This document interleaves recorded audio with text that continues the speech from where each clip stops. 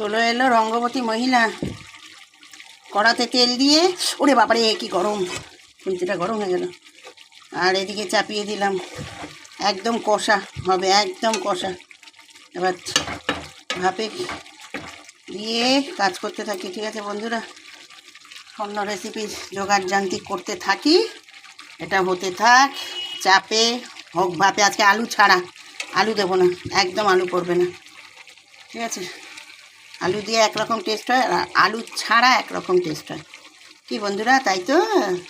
ঠিক বলেছে, ঠিক বলেছে, ঠিক বলেছে রে, নাড়া যাচ্ছে না রে ফোনটি আমার মুখের সামনে রে।